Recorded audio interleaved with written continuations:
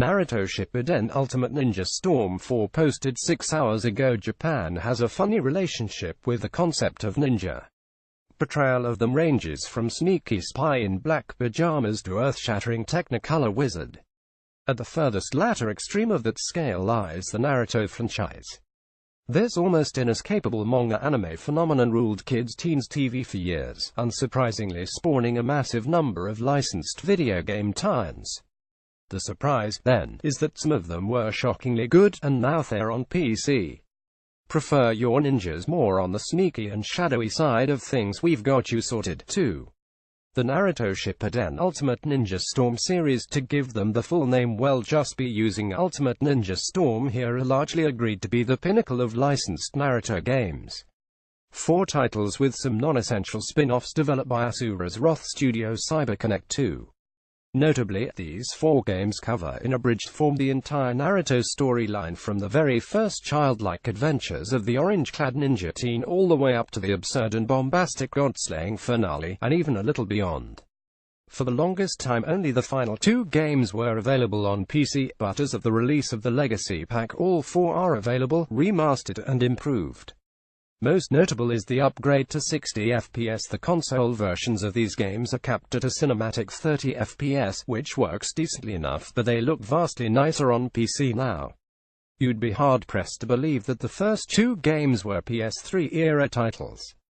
Oh, and purists will be happy to know that you can pick from Japanese or English voice tracks in all 4 games.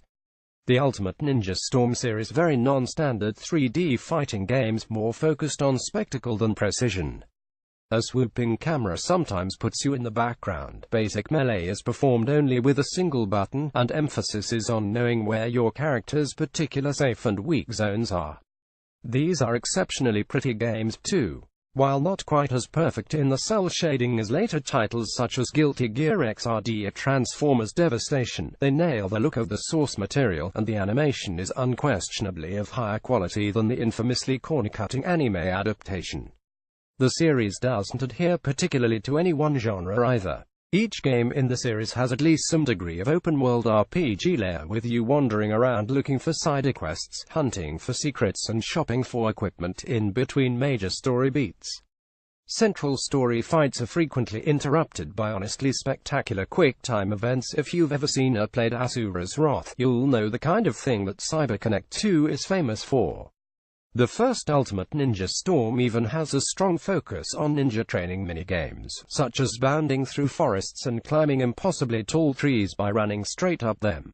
Latter games in the series even include some Dynasty Warriors-esque man-known battles, as well as scenarios where you control giant summoned monsters, or fly around shooting stuff in Panzer Dragoon style. The 4th game has one particularly absurd segment where your primary goal is just to travel from point A to B, but you have the optional goal of wiping out over 10,000 enemies on your way there. It's a shorter fight than you'd think, but highlights the creativity and playfulness of the series as a whole. While the majority of your time is going to be spent in regular fights, there's a lot to these games, far more so than what you'd expect from the story mode of your average fighting game.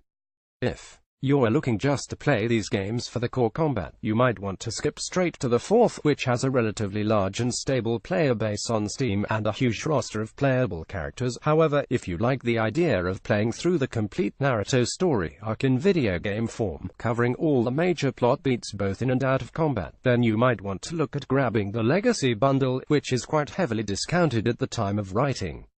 It should also go without saying that a gamepad of some description is the ideal way to play.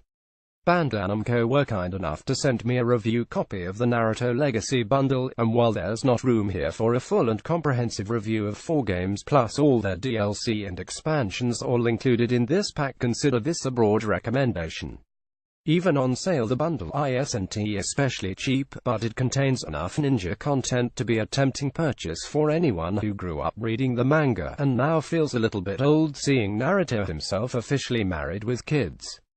The Naruto Shippuden Ultimate Ninja Storm Legacy Bundle for is £38.40 on Steam right now, with the individual games being discounted separately if you want to pick and choose.